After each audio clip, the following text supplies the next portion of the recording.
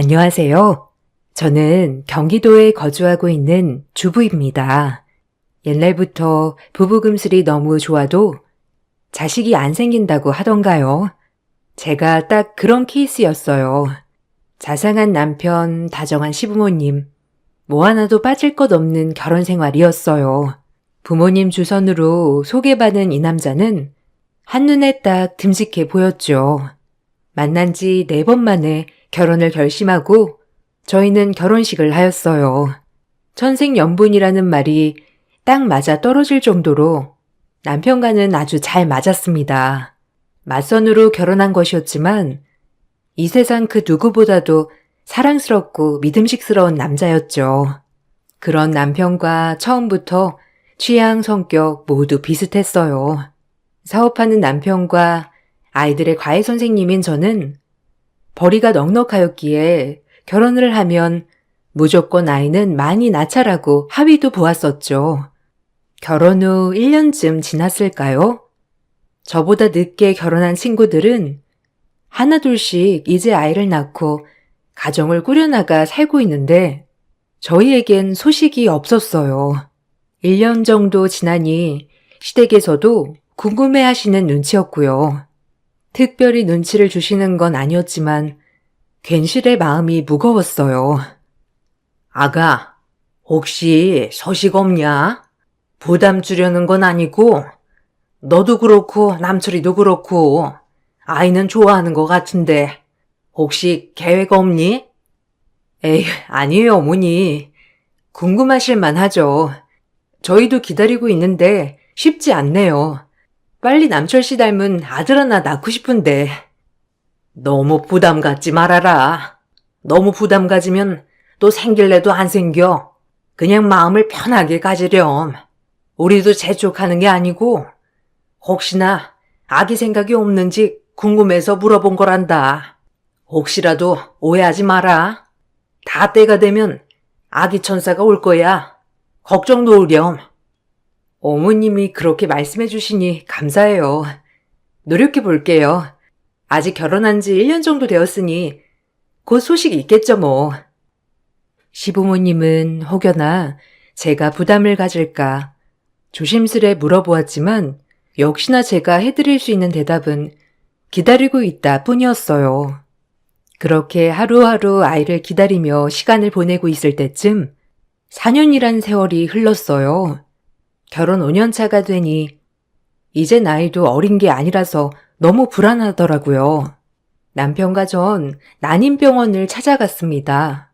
이것저것 검사를 통해 알게 된 결과로는 다행히 저희 둘 다 임신하는 데 있어서 큰 문제가 없다는 결과였죠. 이 말을 들으니 더욱더 착잡하더라고요. 차라리 뭔가 문제가 있으면 해결을 하고 임신 시도를 하면 되는데 문제가 없다고 하니 더욱더 착잡했죠. 병원에선 조금 더 기다려보던지 인공수정 혹은 시험관 시술을 권했고요. 마음 같아선 당장 시술을 하고 싶었지만 남편은 둘 다 아무 문제가 없으니 조금만 더 기다려보자고 했어요. 우리 둘 다 건강하고 아무 문제 없다고 하니 기다려보는 게 어떨까? 조금 늦게 오려나 봐. 그때까지 우리 신혼이라고 생각하고 즐기자. 친구들은 하나둘씩 둘째 낳고 셋째 낳는 친구들도 있는데 난 첫째마저 안 생기니 너무 초조하고 불안해서 그렇지. 괜찮아. 오히려 아무 문제 없다니까 난 마음이 놓인다. 자기도 너무 신경 쓰지 마. 애 낳으면 평생 애 뒷바라지 하면서 살아야 하는데 지금을 조금 더 즐기는 것뿐이라고 생각하자. 난 아이도 좋지만 자기가 더 중요해. 알겠지? 아이 때문에 스트레스 받지 마. 자기가 그렇게 말해주니까 고마워. 나도 조금 더 마음을 편안히 가져볼게. 그래, 자연 임신 시도하면서 조금 기다려보자. 결국 자연 임신을 시도해보기로 하고 저희는 시술을 미뤘어요. 저희가 임신이 너무 간절한 걸 알다 보니 시어머니께서는 제게 흑염소즙, 몸이 따뜻해지는 한약 등 저에게 많은 것을 해주셨죠. 이런 어머니의 모습을 볼 때면 괜스레 죄책감이 들기도 했지만요. 아가야, 이거 몸을 따뜻하게 해주는 약인데 우리 친구 며느리가 이거 먹고 임신했다더라. 미연이 너도 이거 한번 먹어보렴. 어머, 이거 엄청 비싼 거 아니에요? 어머니 돈 많이 쓰셨겠어요. 감사합니다. 꾸준히 잘 먹을게요. 아무 문제도 없다는데 왜 안 생길까요? 원래 늦게 오는 사람도 있다더라. 너희가 부부금술이 좀 좋니? 그냥 좋게 생각해. 우리는 신경 쓰지 말고 네 몸이 우선이다. 너 마음 편하자고 말하는 게 아니라 이대로 둘이 살아도 우리는 괜찮으니까 정말 부담 갖지 말렴. 알겠지? 그니까 스트레스는 넣어도. 시어머님은 말만이라도 애가 없어도 괜찮다. 둘이 살아도 된다고 말씀해 주셨어요. 정말 감사했어요. 아이 문제 빼고는 정말 가정에 문제가 없었기 때문에 그래도 결혼 기간 내내 너무 행복했죠. 그리고 시간은 또 속절없이 흘렀어요. 자연 임신을 기대해 보겠다는지도 몇 년이 흘렀네요. 이때는 거의 임신을 포기한 상태였고요. 이쯤 되니 둘이 살아도 괜찮겠다 싶었죠. 그렇게 하루하루 살아가고 있을 무렵 남편 동생, 즉 도련님이 결혼할 여자가 생겼다고 말했어요. 남편과 나이 차이가 좀 났던지라 언제 이렇게 컸나 싶기도 하고 신기하기도 했죠. 하지만 도련님이 결혼할 여자가 생겼다고 말한 것보다 더 충격적인 사실이 있었어요. 저 결혼할 여자 생겼어요. 이번 주 중으로 인사시킬게요. 아, 그리고 엄마, 손주 생겼어요. 어떻게 하다 보니까 그렇게 됐네요. 에그머니나 임신을 했다는 거냐? 아니, 산모는 괜찮고? 아이고, 이게 무슨 일이람? 아유, 좋아해야 하니 말아야 하니? 에이, 요즘 뭐 혼전 임신이 나쁜 것도 아니고 이번 주 중으로 데리고 올게요. 그냥 알고만 계세요. 아마 엄마 마음에도 드실 거예요. 어머, 도련님 축하해요. 정말 경사해요, 어머님. 너무 좋으시겠어요. 손주라뇨. 우리 도련님 일만 하는 줄 알았는데 언제 연애를? 에이, 쑥스러워요, 형수님. 죄송해요. 순서도 안 지키고. 그래도 형수님이 축하해주니까 너무 좋은데요? 잘 살겠습니다. 시동생이 말한 사실은 혼전 임신을 했다는 것과 그래서 곧 결혼을 하고 싶다는 거였어요. 그 누구보다 축하해 주었죠. 그리고 저희 집의 첫 손주였기 때문에 어머님은 당혹감보다도 기쁨 먼저 내비치셨고요. 저 역시도 저희가 못하는 효도 시동생이라도 해주니 고맙다고 생각이 들었죠. 그렇게 시동생이 결혼할 여자를 소개해준다며 데리고 온 날이 되었습니다. 설레는 마음으로 음식을 준비하고 손님을 맞이할 준비를 했어요. 제 동서가 될 사람이니 너무 잘 지내고 싶었기도 하고요. 안녕하세요, 어머님. 아버님 처음 뵙겠습니다. 유난이라고 합니다. 남진 씨한테 말씀 많이 들었어요. 만나서 반갑습니다. 아유, 어서 와요. 아유, 곱기도 해라. 여기는 남진이 형수. 그리고 남진이 형이고 얼른 들어와요. 밖이 많이 춥죠? 괜찮아요. 안녕하세요. 남진 씨한테 말씀은 많이 들었어요. 형수님이 집에 참 잘하신다고 꼭 뵙고 싶었어요. 아, 어머, 그래요?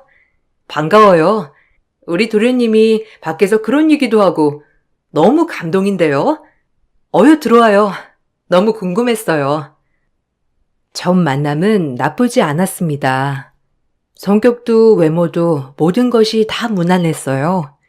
아직 임신 초기라 그런지 임산부 티는 안 났지만 그래도 시동생과 잘 어울리는 모습을 보니 저까지 기분이 좋았거든요. 그렇게 식사 자리는 시작이 되었고 본격적인 시동생의 결혼 이야기가 오고 갔죠. 배가 나오기 전에 식을 올렸으면 좋겠다고 시어머니는 말씀하셨고 그렇게 진행이 되기로 하였어요. 그래도 난이 배 나오기 전에 결혼해야 하지 않겠니? 그래야 사돈댁에도 면이 서지. 난이도 배부르면 힘들 텐데. 네, 그래야죠. 난이랑 상의해 볼게요.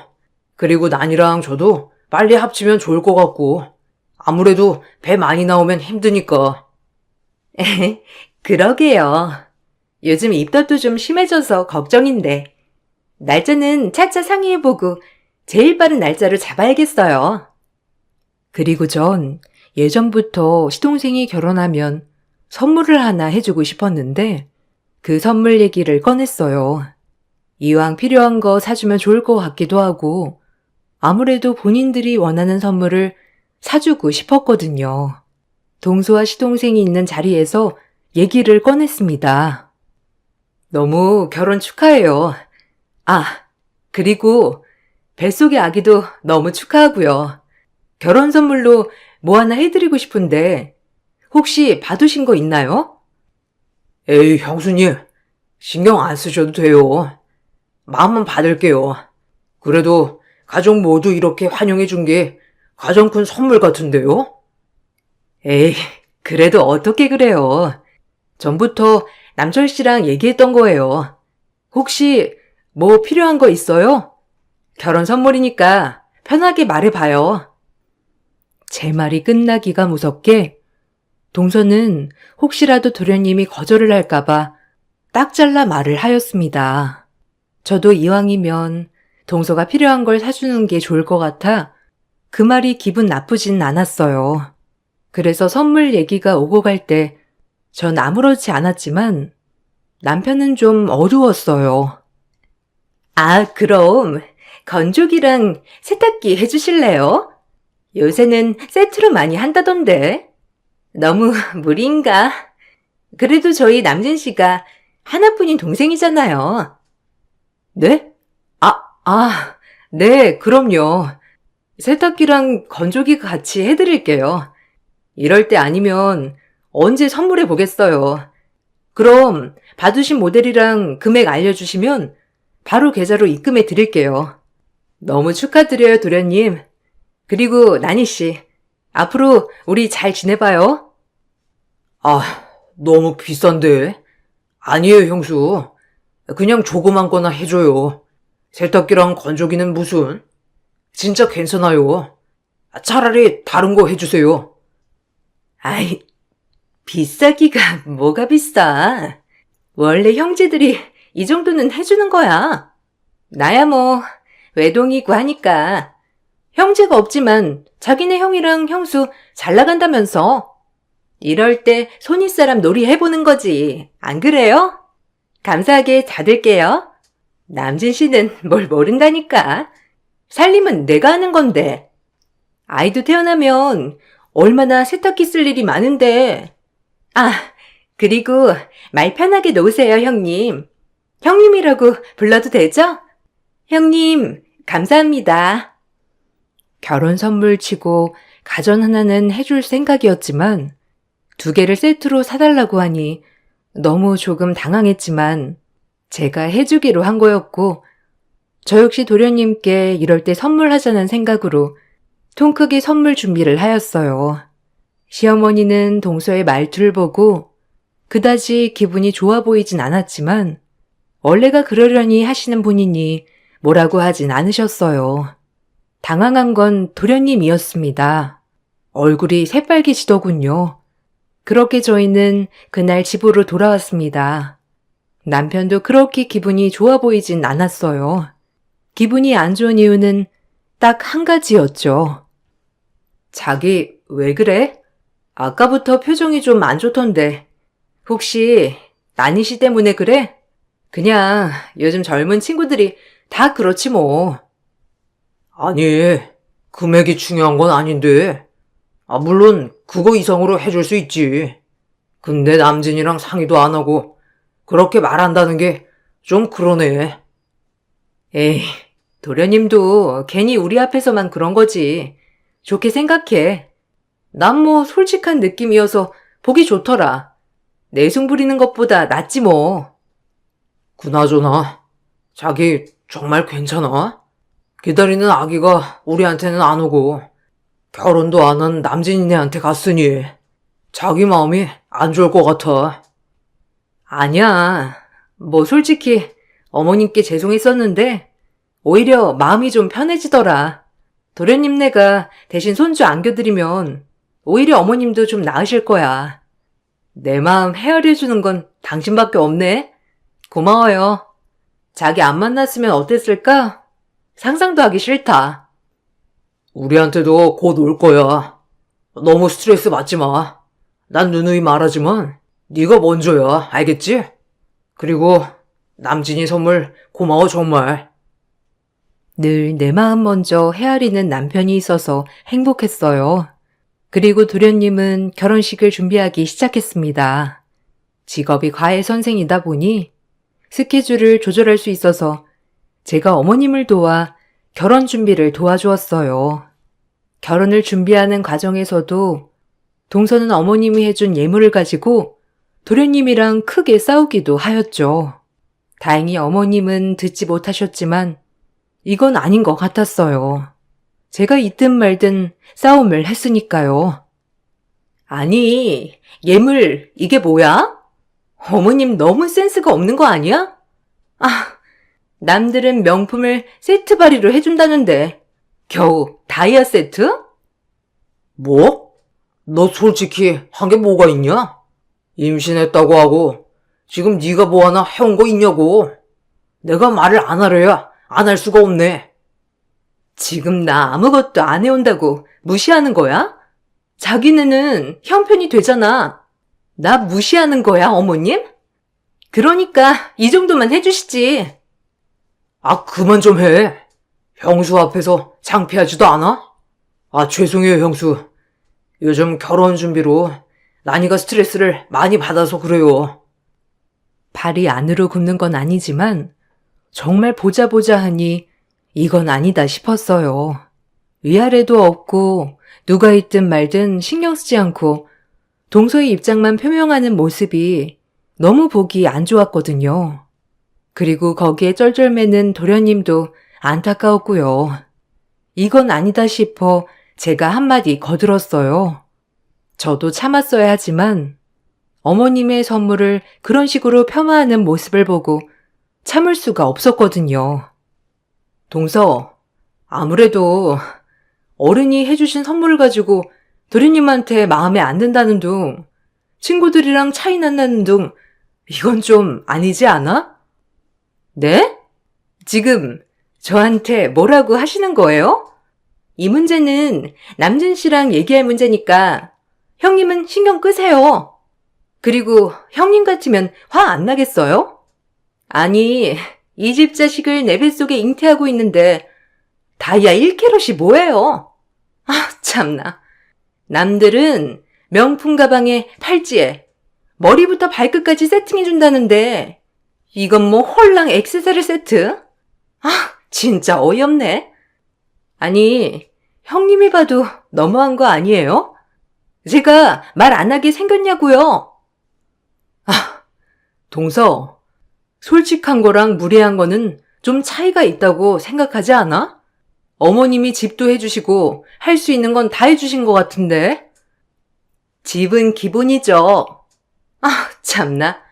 가방 사주실 거 아니면 저한테 상관하지 마세요. 이건 저랑 남진 씨 문제예요. 아시겠어요? 애 기이한 집 힘들게 배에 품고 있는데 감히 저한테 이러실 수 있는 거예요? 형님이 더 잘 알 텐데요. 아무튼 이 얘기는 그만해주세요. 너? 말 그만 못해? 이게 어디서? 아, 형수님, 정말 죄송해요. 그만 가자. 너 나랑 따로 얘기해. 형수님, 저희 가볼게요. 죄송해요. 기가 막혀 입이 떡 벌어졌어요. 요즘 젊은 친구들이 솔직하다 뭐하다 하지만 어른의 선물을 하찮게 여기는 것도 모자라 저한테 또박또박 말대꾸하는 모습을 보니 말이 안 나왔어요. 그렇다고 동서가 시집 올 때 많은 걸 해왔냐고요? 아닙니다. 전혀 정말 못 만났어요. 병원 간호조무사로 일하고 있는 동서는 모아놓은 돈도 없다고 하였죠. 너무 기가 막혔습니다. 직업적으로 차별을 하는 건 아니지만 저희 도련님은 세무사거든요. 그런데도 모자라 처음부터 돈 하다니요. 어처구니가 없었어요. 그리고 그 후부터 동서는 절 대놓고 무시하기 시작했습니다. 시어머니 앞에선 상냥하게 굴었지만 저와 단둘이 있을 땐 말만 놓지 않았을 뿐이지 친구 그 이상으로 절 대했죠. 도련님의 결혼을 정말 말리고 싶었지만 제가 지난번 뭐라고 한 것 때문에 화가 나서 그러려니 했고요. 시간이 지나면 나아질 거라고 생각했습니다. 참고로 동서와는 11살 차이가 나고요. 어른인 내가 참자 했네요. 그리고 시댁에서 밥을 먹는 날이었어요. 그날도 도련님과 동서는 크게 한바탕한 얼굴이었습니다. 동서, 요즘 입덧은 어때? 동서가 갈비찜 좋아한다고 해서 갈비찜 했는데 좀 먹을 수 있으려나? 괜찮으면 좀 먹어봐봐. 아, 요즘 입맛이 통 없네요. 결혼 준비할 것도 많고 그리고 입덧도 있다 없다 하는데 형님은 모르시려나? 넌 무슨 말을 그렇게 해? 형수님, 죄송해요. 얘가 어려서 좀 철이 없어요. 형수님이 이해해 주세요. 그래, 새아기는 말조심 좀 해야겠더라. 뜻이 어떻든 간에 상대방이 조금 불쾌할 수도 있잖니, 안 그러니? 조심하렴. 네, 어머니, 죄송해요. 저는 그냥 입덧 한 번도 안 해보신 형님이니까 그런 건데. 죄송합니다, 형님. 앞으로 주의할게요. 동서의 말이 무슨 뜻인지 너무 잘 알았기 때문에 눈물이 나오는 걸 참았어요. 아이 문제는 좀 면역이 됐다고 생각했는데 갑자기 치고 들어오는 입덧 소리에 할 말을 잃었죠. 그리고 동서의 말투가 뻔히 저를 약오르게 하는 것 같아 화도 났네요.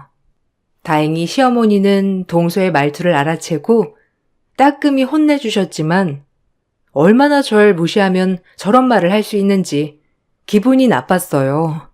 그날 어떻게 밥을 먹었는지 기억도 안 날 만큼 지나갔고 그 일이 있은 후 동서를 만나는 게 스트레스가 되었죠. 앞으로 평생 볼 사이인데 저런 인성을 가진 동서랑은 진짜 아닌 것 같다 싶었고요. 어찌해야 할지 고민이 깊어가고 있었죠. 그리고 전 그 스트레스를 뒤로한 채 일상을 살아가고 있었어요. 고등학교 애들 입시 과외를 하고 있다 보니 나름 바빴죠. 선생님 갈게. 내일까지 모의고사 문제 틀린 거 풀어놓고 지난번에 틀렸던 거 또 틀리면 안 된다. 이건 네가 집중을 안 해서 그래. 네. 쌤, 너무 어려워요. 내일도 오시는 거예요? 그냥 다음 주에 오시지. 저 할 거 많은데. 이거 문제 어려워요. 어려운 걸 풀어내야 네 문제가 되지. 까분다. 내일까지 풀어놔. 선생님, 내일 이 시간에 올 거야. 선생님 진짜 간다? 그렇게 학생과 인사를 하고 집에 가려고 현관대문을 나오는데 어디서 익숙한 소리가 났어요. 뭐지? 하고 뒤돌아보니 저를 앞질러 지나가는 동서였죠. 그리고 그 옆에 다른 남자의 팔짱을 끼고 가는 모습이었고요. 너무 놀라 숨었네요. 남동생인가 싶어 몰래 뒤를 밟았는데 보통 사이가 아닌 것 같더군요. 홀린 듯 그들의 뒤를 밟았습니다. 평생 심장 떨리는 일은 해본 적 없는 저지만 이번에는 뭐에 홀렸는지 동서 뒤를 밟고 있더라고요. 그리고 한 카페에 들어서는 동서네를 뒤따라가 몰래 뒤 테이블에 앉았죠. 충격 그 자체였어요. 딱 봐도 엄청난 사이였거든요. 서로 케이크를 먹여주고 부둥켜 안고 난리 사진을 못 찍은 게 아쉬웠죠. 아유, 괜찮다니까. 어차피 그 오빠는 지인 줄 알아. 아니, 좀 가방이나 이런 것 좀 사달라고 했더니 결혼하고 사준대잖아. 아우, 짜증나. 하여튼, 야, 한 건 크게 물었으니까 무조건 반띵이다. 내가 입 안 다물면 너도 어차피 끝나는 거야. 알겠지? 협박하네, 이게. 애 아빠가 그러면 되겠어? 하여튼 한 건 하고 끝내야지. 그 집 얼마나 숨 막히는데. 다들 고리타분해가지고. 듣고 있는데 부들부들 떨렸어요. 제가 아는 동서가 맞는지 어차피 대바라진 건 이미 알았지만 저러고 돌아다닐 줄은 정말 몰랐습니다. 손발이 벌벌 떨리고 이걸 어찌해야 하며 불쌍한 도련님 생각에 아찔했어요. 그리고 가만두면 안 되겠다는 생각을 했죠. 동서와 그 남자의 뒤를 계속 밟았습니다. 시간이 되니 동서랑 헤어지는 남자를 뒤쫓았죠. 그리고 무슨 용기가 나서인지 앞장서 다그쳤어요. 그 남자는 너무 놀랐는지 순순히 불더라고요. 둘 다 나이도 어린 것 같은데 정말 한심하기 짝이 없었죠. 안녕하세요. 저 유난히 씨랑 가족으로 엮일 뻔한 사람이에요. 지금 그쪽 얘기하는 거 들었어요. 아니, 어떻게든지 말해줄래요? 뭐가요? 지금 뭘 듣고 와서 저한테 이러는 거예요? 뭘 들으셨는지 모르겠지만 오해요. 전 드릴 말씀 없습니다. 너 콩밥 먹고 싶니? 둘이 쌍으로 깜빵 가기 싫으면 이쯤 불어. 너한테 피해는 안 가게 할 테니까 당장 부르란 말이야. 그 남자가 한 말은 아주 대단했죠. 시동생과 예비동서는 만난 지 얼마 안 된 사이였고 실수로 인해 애가 생겼다고 했지만 그 아이는 사실 지금 남자의 아이였고 제 시동생이 세무사인 걸 알게 되고 한몫 단단히 뜯으려는 심보로 시집을 오려고 한 거고요. 그리고 어느 정도 챙겼을 때 제 시동생과 이혼을 할 계획이라고도 말했어요. 너무 충격적이었습니다. 대바라지고 어린 줄만 알았는데 아주 이렇게 끔찍한 생각을 가지고 있었다니 기가 막힐 따름이었죠. 전 이 말을 전부 녹음했어요. 그리고 그 남자에게 동서한테 알리는 순간 남자까지 쌍으로 묶어 콩밥을 먹인다고 협박을 하였죠. 이렇게 끔찍한 것을 어떻게 하면 똑같이 당하게 할까?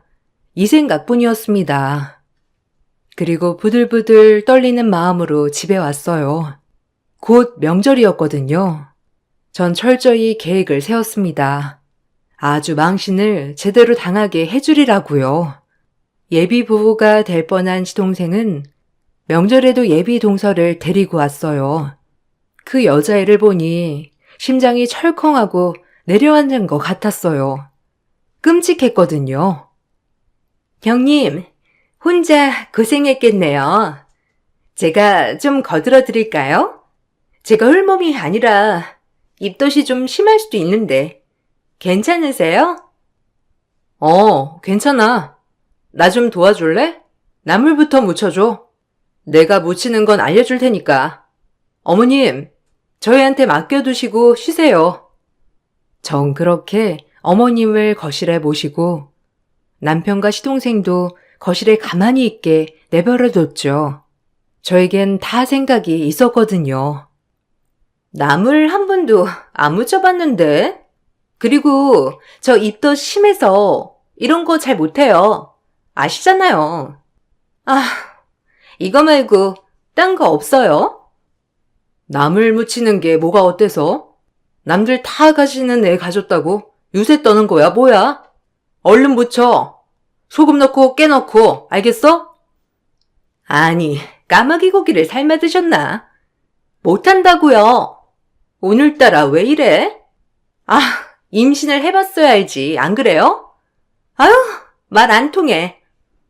애초부터 우리 집에 한몫 챙길 목적으로 들어왔으니 저에게 이렇게 대하는 게 이해가 갔네요. 몰상식하기도 짝이 없는 인간의 얼굴을 보고 말하자니 속에서 구역질이 올라왔습니다. 한편으론 너 진짜 오늘 잘 걸렸다 싶었고요. 그리곤 계속 이어나갔어요. 전부터 임신 가지고 되게 유난이네. 동서는 임신 얘기 말고는 내세울 게 없나 봐. 얼마나 본인 주제가 그러면 그러겠어. 안 그래? 제 말이 끝나기가 무섭게 제가 붙이고 있던 육전을 집어던지며 말하더군요. 아주 천성 자체가 글러먹은 인간이었어요. 지가 뭘 안다고? 8년간 애 하나 못 낳은 게 무슨 형님이야. 내가 꼴에 형님 대접해주니까 진짜 뭐라도 된 줄 아세요? 정신 차려요.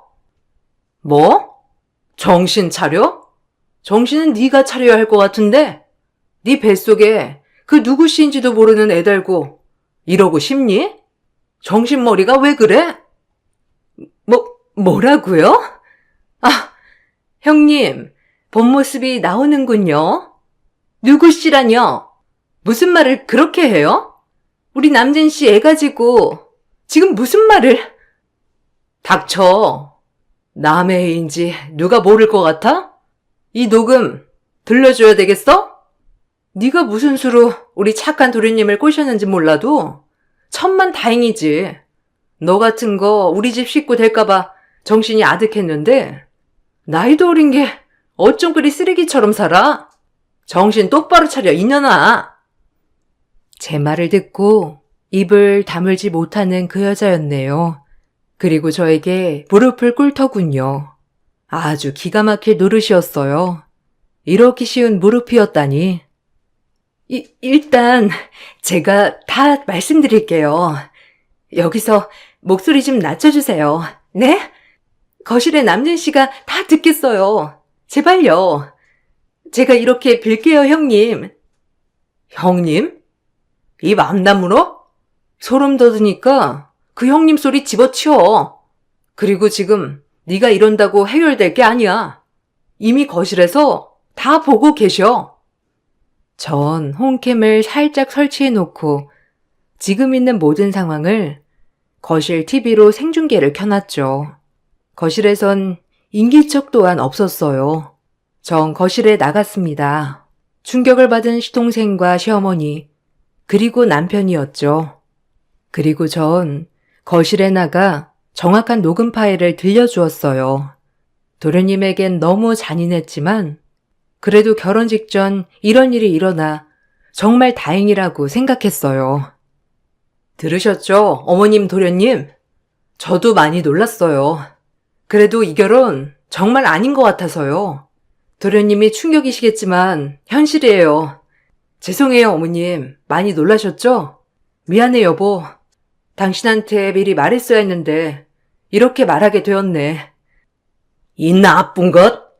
남의 씨를 베고 와서 우리를 농락해? 이 더러운 것!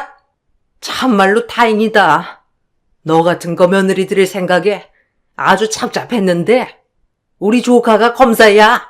내가 널 가만둘 줄 알아? 우리 불쌍한 남진이 신세 조질 뻔한 거 가만 안 둔다, 알겠어? 발칙한 거 같으니라고.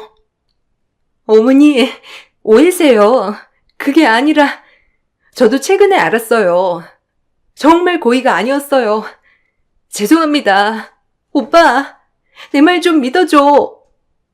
아, 기가 막혀. 너 지금까지 받은 거부터 시작해서 다 가져와. 그리고 가만 안 둘 줄 알아? 네가 감히 우리를 농락하고 무사할 것 같았어? 오빠, 아니야. 알잖아. 내가 그럴 사람으로 보여? 오해라고. 형님이 지금 무슨 소리를 듣고 와서 그러는지 나만 믿어야지. 그만해. 그리고 이 집에서 얼른 나가. 그나마 뺨이라도 맞고 싶지 않으면 너 내가 뱃속의 아기 때문에 참는 줄 알아. 안 그랬으면 벌써 뺨 한 대 날아갔어. 알겠니? 그리고 그 애를 낳아 키울 거면 내면을 좀 가꾸렴. 죄 없는 네 아기가 불쌍하니까. 도련님과 시어머니는 길길이 날뛰었고 동서는 무릎을 꿇고 싹싹 빌었죠. 어머닌 정말 가만두지 않겠다고, 실제로 법으로 다스리겠다고 알아보고 있습니다. 그리고 전 도련님에게 큰 상처를 준 것 같아 마음이 쓰였지만 도련님이 오히려 저에게 사과를 해 주셨어요. 그리고 고맙다는 말도 함께요. 결혼을 준비하며 사치스러운 동서 때문에 정말 많이 참았다고 하면서 오히려 구제해줘서 고맙다고 하더라고요. 아마 제 마음 편하라고 말씀해 주신 거지만요. 저희 집은 이런 일이 있고 나서 더욱더 끈끈해졌어요. 형수, 고마워요. 내가 무슨 말을 어떻게 해야 할지. 형수도 그동안 마음고생 심했죠? 다음에 결혼할 여자가 생긴다면 형수 먼저 보여줄래요. 전 이제 형수가 골라준 여자랑 장가 갈 거예요. 고마워요. 제 인생 구제해줘서 정말 감사합니다. 예, 수고했다. 너도 얼마나 놀랬니? 너처럼 착한 애가 이렇게까지 얼마나 마음이 심란했을 거야? 에휴. 아니에요. 제가 진작 상의하고 얘기했어야 하는데 아니 그 여자가 말하는 게 너무 얄밉고 괘씸해서요. 고생 많았어 여보. 혼자서 무섭지도 않았어. 녹음 파일이며 그 남자가 잘못 생각했음 당신 위험할 뻔했어. 아휴, 괜찮아. 나는 이렇게 든든한 식구들이 있는데 뭐가 걱정이야? 제 걱정 먼저 해줘서 늘 고마워요. 항상 가분하다고 생각해요. 어느 정도 식구들이 안정을 찾은 후 저와 제 남편은 인공수정을 하였습니다. 아이가 없어도 살 수 있을 것 같았지만 이번 일을 겪으면서 꼭 아이를 더 낳고 싶어졌거든요. 상심한 어머님께 손주 하나를 꼭 안겨드리고 싶기도 했고요. 다행히 나이가 있는데도 불구하고 1차 만에 임신이 되어 지금은 임신 4개월입니다. 다행히 안정기는 지나갔죠.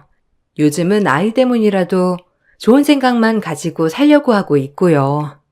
가끔 그 파렴치한 여자애를 생각하면 어이가 없다가도 지금은 하나의 에피소드가 되었죠.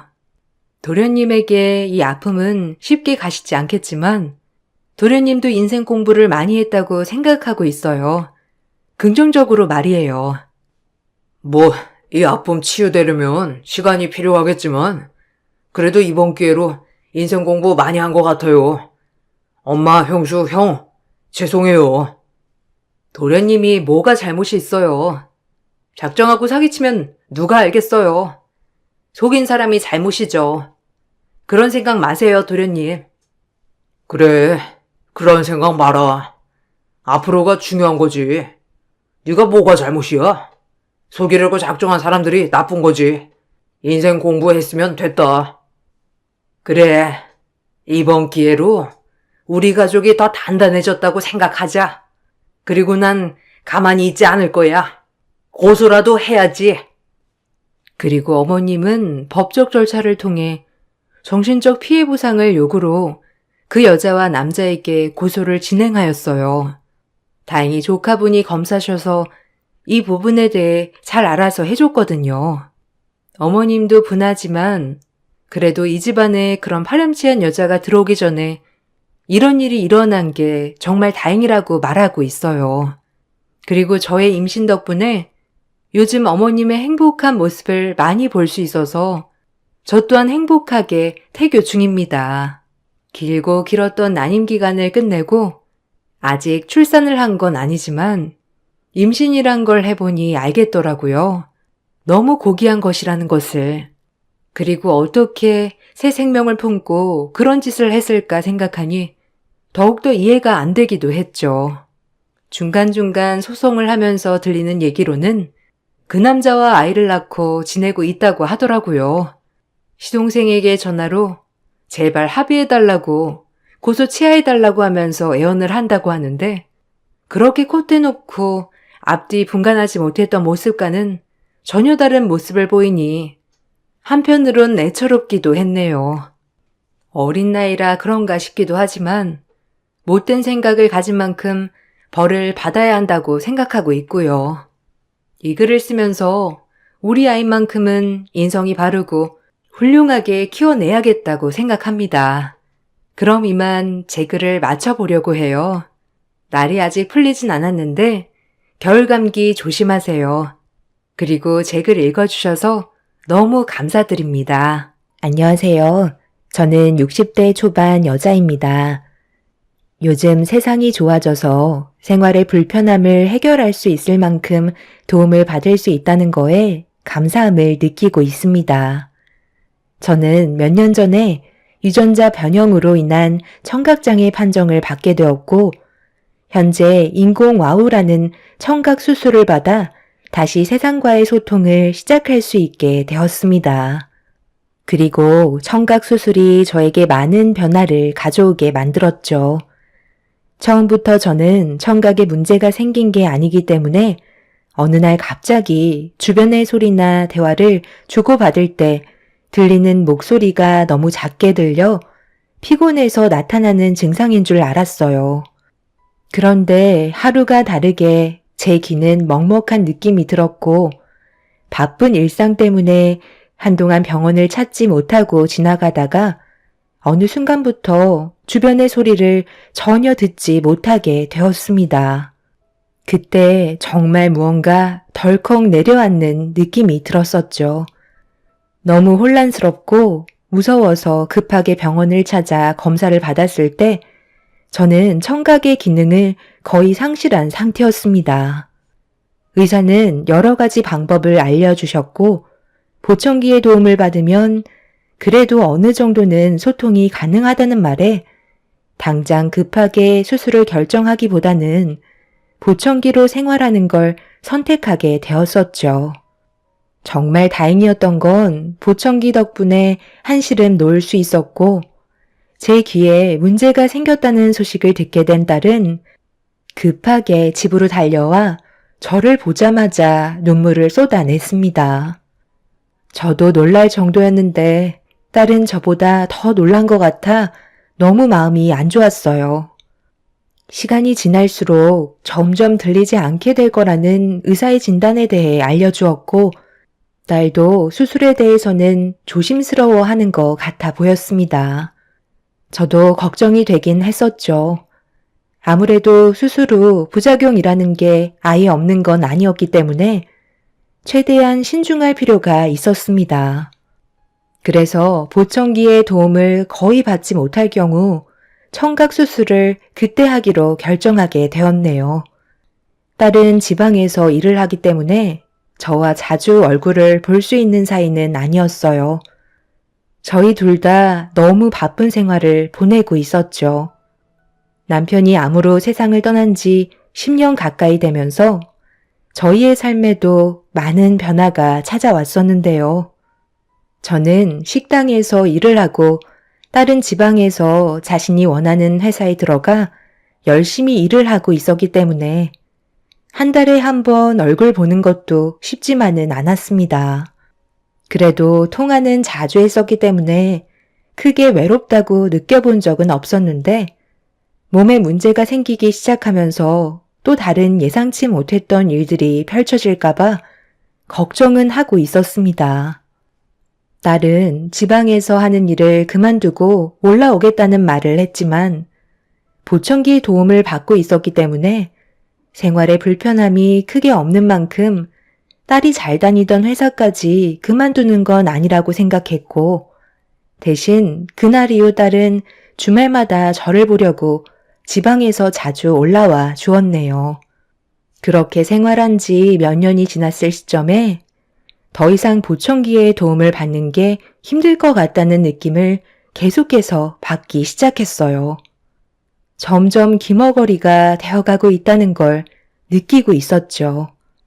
처음에는 정말 당황스러웠었는데 현실을 받아들이고 살다 보니 어느새 적응하며 살고 있어서 크게 두렵거나 하지 않았습니다. 불편한 게 있다면 몇 년 전에는 한 번 정도 되물었다면 지금은 상대방의 입을 안 보고 대화를 하게 된다면 몇 번이고 되물어야 하는 상황이 생기게 되었죠. 보청기를 끼고도 그 정도였기 때문에 보청기를 귀에서 뺀다면 누군가 제 옆에서 말을 해도 전혀 듣지 못하는 장애를 가지게 되었습니다. 제 몸은 시간이 지날수록 변하고 있다는 걸 딸에게는 표현하고 싶지 않았고, 걱정하는 모습을 보는 것도 원하지 않았습니다. 의사는 보청기에 도움을 받지 못할 정도가 되었다면 수술을 고려해보는 게 좋을 것 같다는 말을 해주셨고, 저도 어느 정도는 마음의 준비를 하고 있었네요. 주변에서 수술 경험을 들어보면 수술 후 부작용을 겪고 있는 사람은 극히 드물었기 때문에 저도 계획을 시작하게 되었고, 주말에 딸이 저를 보러 올라오면 수술에 대해 얘기하는 게 좋을 것 같다고 판단하게 되었어요. 그렇게 주말에 올라온 딸과 함께 저녁을 먹으며 대화를 시작했고, 제 고민을 털어놓으려는 순간 딸이 먼저 저에게 뱉은 한마디에 저는 수술을 하겠다는 계획을 선뜻 말하지 못했습니다. 이유는 딸한테 좋은 사람이 생겼는지 결혼하고 싶다는 말을 먼저 꺼내놓게 되었고, 최대한 빠른 시일 내에 식을 올렸으면 한다는 말에 결혼 비용부터 머릿속에 떠오르게 된 저는 수술은 차후에 금전적인 상황을 보고 결정을 하기로 변경하게 되었습니다. 그렇게 대화를 주고받는 동안에도 딸은 제가 몇 번이나 알아듣지 못하고 되묻는 모습을 보며 걱정하고 있길래 일찍 쉬면 괜찮다고 대충 상황을 둘러댄 다음 결혼을 약속한 남자와 언제 저희 집에 올 건지 시간 계획을 세우게 되었고, 그렇게 일정을 잡은 다음 저는 딸이 그동안 만나고 있었던 남자를 보게 되었네요. 첫인상은 상당히 좋아 보였고, 제 딸을 잘 챙겨주는 모습과 매너 있는 행동들은 저를 안심시키게 만들었어요. 그런데 어머님, 귀가 잘 안 들리신다면서요? 어쩌다 갑자기 그런 병이 생기셨어요? 생활하는데 많이 불편하시죠? 예은이한테 듣긴 했었는데 보청기가 이젠 크게 의미가 없으실 정도로 잘 안 들리신다고 하셔서 정말 걱정이 많았거든요. 그런데 오늘 어머님과 대화를 나누는데 전혀 불편함을 느끼지 못하겠는데요? 보청기를 빼면 아예 듣지 못하시는 거예요? 제가 좀 찾아보긴 했는데 수술을 하면 생활의 불편함을 거의 느끼지 못한다면서요? 나도 청각장애가 생기고 나서부터 여러 모임에도 다니면서 수술받은 분들의 경험을 들어보면 크게 후유증을 느끼지 못했다는 분들이 대부분이어서 고려를 하고 있긴 한데, 그래도 꽤 큰 수술이라 충분히 고민하고 어떻게 할지 결정을 하려고 하거든. 내 걱정은 안 해도 되니까 예은이만 잘 챙겨주게. 그건 걱정하지 마세요. 제가 어머님 걱정 안 하시게끔 좋은 남편이 되도록 많이 노력하겠습니다. 그럼 저희 결혼 허락해 주시는 건가요? 예비사이는 제 귀가 잘 들리지 않는다는 걸 알고 최대한 목소리를 높여서 저를 배려해주고 있는 모습과 제가 청각에 문제가 생겼다는 걸 알고 많은 것들을 알아봤다는 모습을 보곤 제 딸도 세심한 부분까지 잘 챙겨줄 것 같아 크게 걱정은 없었어요. 그리고 좋은 남자 만나 하루라도 빨리 자리를 잡아서 안정적인 삶을 살길 바라고 있었기 때문에 앞으로 둘의 결혼 생활은 행복만 가득하길 바랐었네요. 그렇게 처음으로 예비사위를 맞은 뒤 저는 자연스럽게 상견례 자리에 참석을 하게 되었고, 예비사위의 부모님과 인사를 주고받으며 좋은 분위기를 이끌어 가고 있었는데, 그날따라 보청기에 문제가 생긴 건지 상대방의 말소리가 들렸다 안 들렸다를 반복하기 시작했어요. 너무 긴장한 탓이라 충분한 휴식을 취하지 못해서 그런 거라고 생각했지만 들리지 않는 말들이 더 많아지면서 의사소통에 문제가 생기고 말았습니다. 제 옆에 있던 딸은 저에게 문제가 생겼다는 걸 직감했는지 예비 사돈분들께 양해를 구한 뒤 저를 데리고 밖으로 나왔습니다.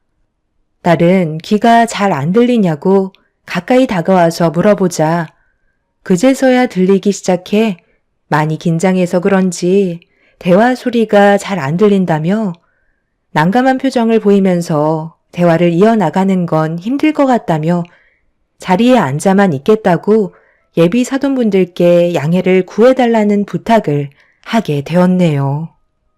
그렇게 딸과 간단한 대화를 끝낸 뒤 들렸다 안 들렸다 하는 보청기를 다시 껴보기도 하고 심호흡도 크게 쉬면서 최대한 침착하게 마음을 가다듬고 다시 자리로 돌아와 앉으려는데 예비 사돈이 옆에 앉은 제 딸에게 말을 건네는 순간 대화 소리가 아주 희미하게 들려오기 시작했어요. 언제부터 청각에 문제가 생기신 거야? 이래가지고 결혼식은 가능하겠어? 의사소통이 돼야 식을 진행하던 말던 하지.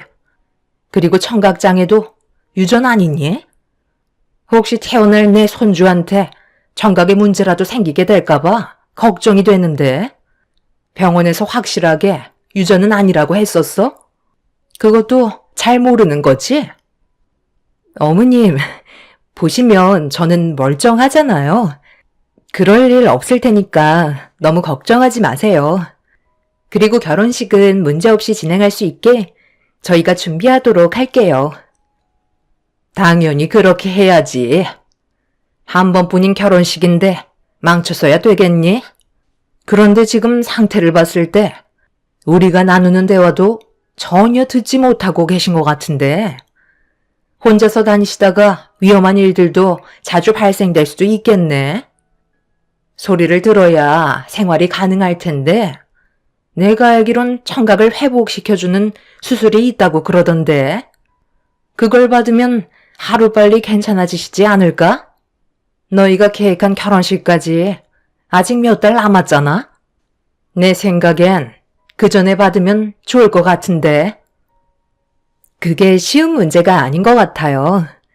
여러 가지 부작용들도 있어서 아직 저희 엄마가 확고하게 수술을 하시겠다는 결정을 내리시지 못하셨어요. 수술을 하고 싶은 마음이 있으셨으면 저한테 먼저 얘기하셨겠죠. 너무 걱정하지 마세요. 저도 언제 수술을 해야 될지 시기를 보고 있고 엄마와 최대한 조율해서 진행하도록 할게요. 일단 음식 다 식겠어요. 먼저 식사부터 하세요. 궁금하신 건 저한테 말씀해 주시면 옆에서 전달해 드리도록 할게요. 예비 사돈과 제 딸이 나누는 소리가 거의 들리지 않을 정도로 희미했지만 청각을 거의 잃게 되면서 사람의 입을 보면 무슨 말을 하는 건지 대충 이해할 수 있기 때문에 대화하는 입모양을 보고 어느 정도는 알 수 있었습니다. 예비 사돈의 입장에서 불안해하시는 건 당연한 거였어요. 유전이라는 게 무서운 거기 때문에 예민하게 생각하시는 것 같아 보였어요. 제 딸이 저 때문에 피해를 보게 되는 것 같아 마음이 좋지 않았고 너무 미안했었죠. 의사에게 여쭤보니 청각에 문제가 생긴 시기를 봤을 때 노화로 찾아왔다고 하기에는 시기가 이른 감이 있는 것 같다며 유전이 될 수도 있는 가능성을 아예 배제할 수 없다는 말을 들었을 때 제 딸에게도 찾아올 수 있을지도 모른다는 충격적인 결과를 창창한 나이인 딸에게 미리 걱정을 주고 싶지 않았습니다. 아닐 수도 있기 때문에 섣불리 얘기하는 건 옳지 않다고 판단했었어요. 상견례는 그래도 큰 문제 없이 잘 넘어가긴 했지만 예비 사돈분들께선 제가 가진 병으로 인해 뭔가 탐탁치 않아 하셨습니다. 그렇게 길게만 느껴졌던 상견례가 끝이 나고 딸과 함께 집으로 돌아온 제가 어두운 얼굴을 하고 있자 딸은 그런 제 마음을 아는지 아무 말 없이 손을 잡아주었습니다. 어쩔 수 없이 최대한 빠른 시간 내에 수술을 하는 게 모두에게 도움이 될 것 같아 딸이 돌아간 이후 병원을 찾아가 의사와 상담을 받은 뒤 하루라도 빨리 수술 일정을 잡게 되었어요. 딸이 보호자로 제 옆에 있어주면 좋겠지만 일도 해야 되고 결혼 준비에도 워낙 바쁜 시간을 보내고 있었기 때문에 지인분께 도움을 요청해서 제 보호자로 수술을 받는데 도와주시기로 하셨고, 성공적인 수술을 하게 된다면 결혼식 날 제 딸에게 안심을 시켜줄 수 있을 것 같아 서프라이즈로 놀래켜 주려고 수술하는 걸 숨기고 있었죠. 그렇게 저와 딸은 각자 해야 될 일들을 바쁘게 처리해 나갔고, 정말 다행히도 수술은 성공적으로 마무리를 할 수 있었습니다. 그렇게 수술 후 몇 주가 지나고 완전히 치유된 걸 확인한 이후부터 전문 청각사의 도움을 받아 달팽이관에 이식된 전극의 소리를 저에게 맞게 조율을 하기 시작했고, 일주일에 한 번씩 조율을 시행해서 한 달 정도의 기간 동안 저에게 맞는 소리로 조율을 하게 되었어요. 딸은 제가 수술을 받은 사실을 모른 상태에서 바쁜 시간 쪼개가며 저를 보러 오려 했지만 일이 많이 바빠서 결혼식 날 보는 게 좋을 것 같다며 최대한 저를 신경 쓰지 않게 배려해 주었네요. 그렇게 몇 달간 적응하는 시간을 가지게 되었고, 보청기가 없어도 소리를 들을 수 있게 되었습니다. 수술 이후 후유증이 아예 없는 건 아니었지만 약간의 두통 빼곤 크게 문제될 만한 몸의 증상은 없었어요. 타인의 도움이 없어도 될 만큼 생활의 불편함을 느끼지 못했고, 그렇게 딸의 결혼식 전에 수술을 완벽하게 끝낼 수 있게 되었네요. 듣지 못해 답답했던 일상들의 불편함이 없어지니 너무 행복했고, 이 소식을 딸에게 최대한 빨리 알려주고 싶었습니다. 그렇게 결혼식 날이 다가오게 되었고, 저는 지인과 함께 딸의 결혼식을 참석하게 되었죠. 결혼식장은 북적이는 사람들로 정신이 없었는데 신부 대기실에 제 딸이 들어가는 모습을 보곤 서둘러 수술 받은 걸 보여주려고 급하게 걸음을 재촉하며 뒤따라가고 있던 그 순간 예비 사부인이 사위를 데리고 심각한 얼굴을 하며 어디론가 걸어가길래 저도 모르게 그 뒤를 따라가게 되었는데 둘이 나눈 대화가 제 귀로 들린 순간 입을 다물지 못할 정도로 어마어마한 소리에 온몸이 떨리고 말았습니다. 제가 감당하기에는 너무나도 충격적인 일들이었네요. 그 말이 사실이야? 정말 새아가가 그렇게 얘기했단 말이야? 만약 계획대로만 된다면 우리는 큰 어려움 없이 큰 돈을 벌 수 있게 되는 거네. 그렇다니까요. 이번 결혼식 끝나고 신혼여행 다녀오면 2박 3일 정도 양가 집안 여행 계획 잡혀 있으니까 그때 예은이랑 계획했던 거 실수 없이 준비하면 될 것 같아요. 저희가 몇 달 동안 주위에 CCTV가 있는지 전부 다 확인해 봤는데 아무것도 없었거든요. 실패할 수가 없는 계획이니까 걱정하지 마세요. 그리고 아직 시작도 안 했는데 벌써부터 이런 일 가지고 불안해하시면 어떡해요? 예은이가 장모님이 세상 떠나시면 생명보험금으로 한 3억 정도는 들어온다고 한 것 같아요. 저희 둘이 형편도 좋지 않은데 그 정도 돈이면 정말 큰 돈인데 많은 도움이 될 수 있잖아요. 어차피 귀도 안 들리시니까 만들어낼 수 있는 이유는 정말 많고 이번에 상황이 여의치 않아서 실패한다 해도 기회는 언제든지 있으니 너무 걱정하지 마세요. 저희가 계획한 대로만 따라주시면 될 것 같아요. 그런데 이제 곧 결혼식 시작할 때 됐는데 장모님은 도대체 왜 안 오시는 거지? 연락받은 거 없죠? 신부 대기실에 한번 가볼게요. 전혀 예상하지 못한 말을 듣게 된 터라 너무 충격을 받아 몰래 숨어서 엿듣고 있는데 저도 모르게 눈물이 흐르더라고요. 그동안 한평생 키워온 자식이 저에게 들어져 있던 생명보험금이 탐이 나서 말도 안 되는 계획을 세웠다는 거에 너무 큰 배신감을 느끼고 말았어요. 남편이 세상을 떠나고 혹시 모를 일을 대비해 제가 무슨 문제라도 생겼을 시 제 딸에게 조금이나마 도움이 되고자 딸의 도움을 받아 생명보험을 들었었는데 갑자기 귀가 안 들린다고 했을 때부터 딸은 겉으로 표현하지 않고 속으로 모든 걸 계획하고 있었다는 거에 온몸에 소름이 돋기 시작했습니다. 아무리 저희 집안이 부유하지 못하고 벌어모은 돈이 많지 않지만 그래도 행복하게 살아왔었다고 생각했었는데 딸은 그게 아니었던 것 같아 보였어요. 너무 화가 난 저는 후들거리는 다리를 힘겹게 일으켜 세운 뒤 천천히 걸음을 옮겨 신부 대기실의 문을 열고 들어갔습니다. 문을 열자마자 딸과 예비 사돈댁이 안 좋은 표정을 하고 있었고 저를 보자마자 딸은 왜 이렇게 늦게 왔냐면서 다그치기 시작했어요. 사위는 저를 걱정해주는 척 하면서 좀 전에 충격 때문에 비틀거리고 있는 저를 부축해 주었습니다. 그렇게 딸 앞에 다가섰는데 정말 너무 이쁜 신부였고 얼굴은 행복해 보였어요. 딸의 얼굴을 보니 결혼식을 망치고 싶지 않았습니다. 너무 큰 배신에 속은 끓고 있었지만 차마 이쁘게 화장한 딸을 망치고 싶지 않았어요. 저는 아무 말도 하지 않은 채 눈물을 흘리면서 딸을 바라보고 있는데 제가 귀가 들리지 않냐며 물어보는 말에 아무 말도 하지 않았습니다.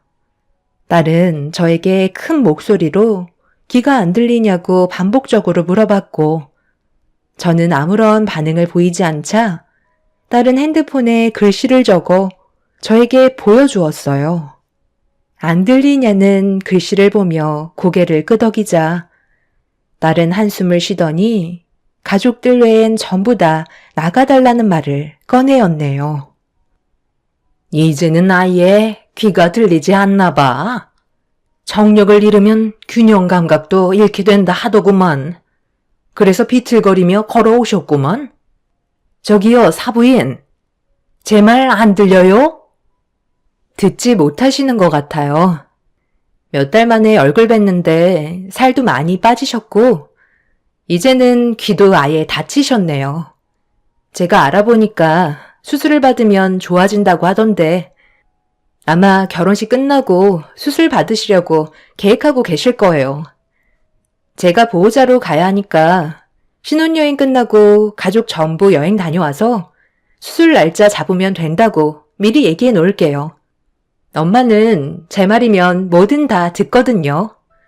수술을 해도 부작용이 생기면 골치 아파질 수도 있는데 그렇게 된다면 제 결혼 생활에 지장이 많이 생기잖아요. 지금까지 저 혼자 살아오는 것도 얼마나 힘들었는데 엄마의 인생을 제가 책임지고 싶지는 않아요. 이건 저에게 정말 큰 기회이고 이게 저희 엄마의 삶인 거예요. 어차피 생명보험 들은 것도 저를 위해서 들은 거기 때문에 제 거 제가 가져가겠다는 건데 문제될 거 없는 거잖아요?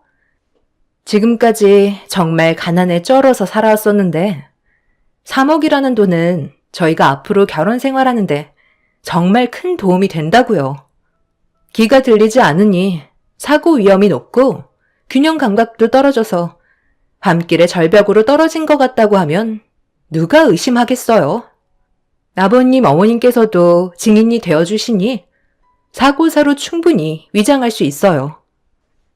나도 내 아들이 장애를 가진 사돈을 모시는 걸 솔직히 바라지 않고 있긴 했거든. 그런데 정말 괜찮을까? 솔직히 나는 너무 두렵고 걱정된다. 엄마는 이제 와서 왜 그런 말을 하시는 거예요? 예은이랑 저희가 얼마나 많은 시간을 계획하고 준비했는지 아시면서 그런 말이 나와요? 그래도 결혼식은 보고 세상 떠나시는 거니 그걸로 만족하시겠죠. 오늘은 기분 좋은 날이니까 다들 웃으시고 예은이 너도 장모님께 오늘만큼은 잘 챙겨드려. 그래도 마지막은 좋은 추억으로 남겨드리면 좋잖아. 그럼 곧 결혼식 시작하니 나는 먼저 나가서 준비하도록 할 테니까. 그럼 나중에 보자고. 어머, 이 친구가 왜 말도 안 하고 혼자 싸돌아다니는 거야? 한참 찾았잖아. 이제 결혼식 시작한대. 빨리 가서 자리에 앉아야 한다고. 미리 준비해야지. 명희 딸이라서 그런지 미모를 쏙 빼닮았네. 오늘 결혼식 축하해요. 저는 명희랑 예전에 같이 일했었던 친구예요. 드레스가 너무 잘 어울리네. 아, 감사합니다. 한 번뿐인 결혼식이라 드레스에 신경을 많이 썼거든요. 3천만 원 정도 되는 드레스라 상당히 비싸 보이죠? 저희 엄마 귀가 안 들리셔서 여기까지 오시는데 많이 힘드셨을 텐데 정말 감사해요. 오늘 맛있는 음식 많이 준비되어 있으니까 양껏 드시고 가세요. 저희 엄마 잘 좀 부탁드릴게요. 예, 명희야. 너 아직 말 안 했어? 왜 아무 말도 하지 않고 멍하니 서 있는 거야? 명희가 몇 달 전에 수술했거든. 딸내미 놀래켜주겠다고 지금까지 비밀로 하고 있었어. 이제 전부 다 들을 수 있게 됐다니까. 수술 결과도 좋아서 일상생활하는데도 지장이 없을 정도라고. 얘, 너 뭐하고 있어? 오늘따라 왜 이렇게 이상한 거야? 뭐라고요? 저희 엄마가 수술을 하셨다고요? 그럼 지금 저희가 나누는 대화 소리를 전부 다 들으실 수 있다는 거예요? 방금 전까지 제가 물어봤을 때 안 들리신다고 고개를 끄덕이셨는데? 정말 확실한 거예요?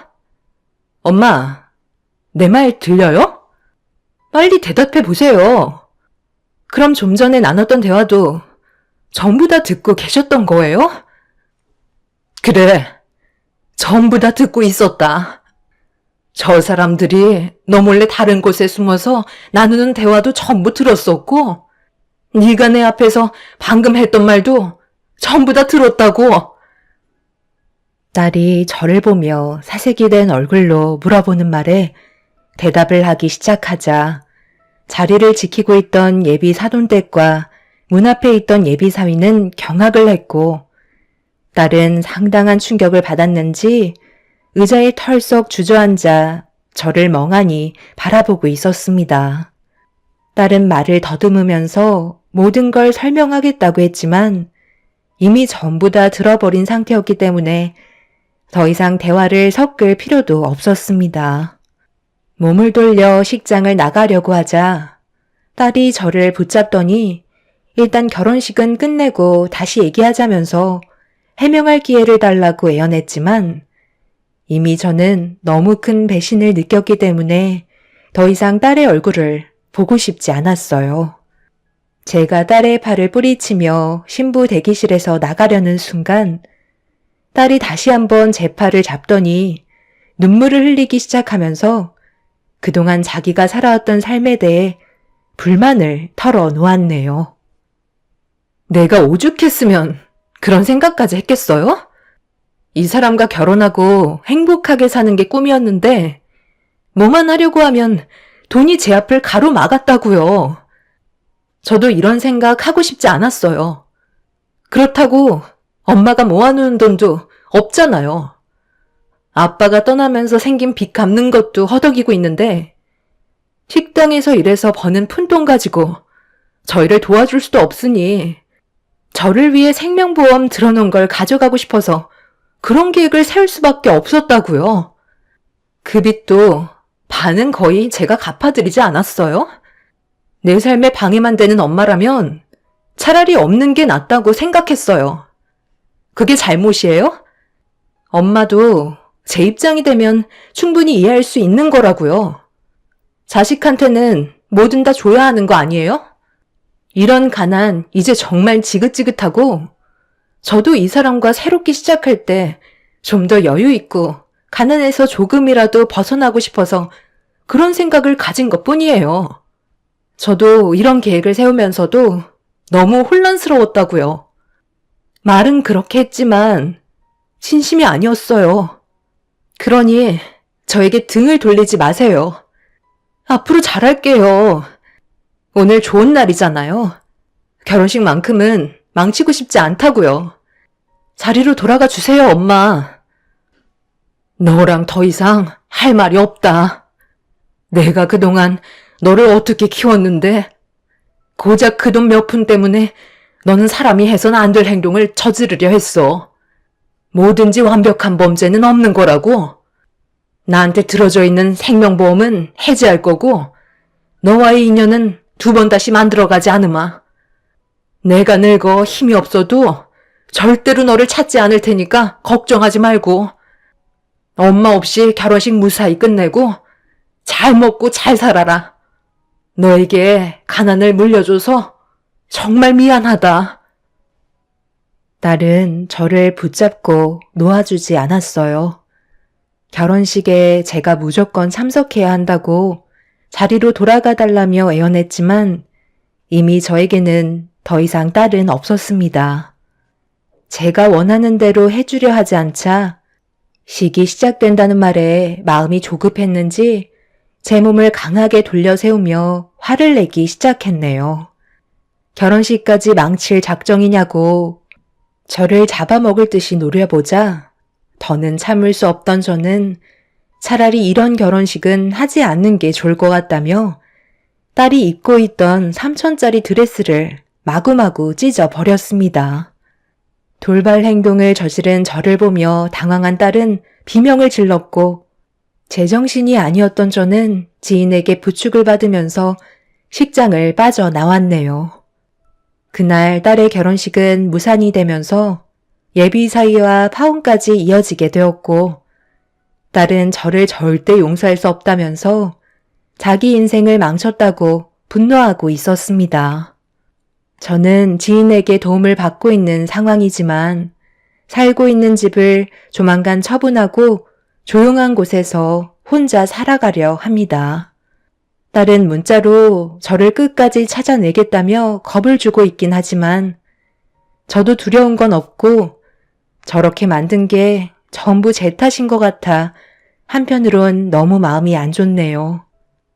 지금까지 살아오면서 딸의 인생길이 잘 되길 바라는 마음에 정말 많은 걸 도와줬는데도 돌아오는 건 결국 이런 삶뿐이었습니다. 남편이 세상을 떠나고 하나뿐인 제 딸도 저와 인연을 끊게 되었지만 이렇게 혼자 사는 게 오히려 속 편할 것 같네요.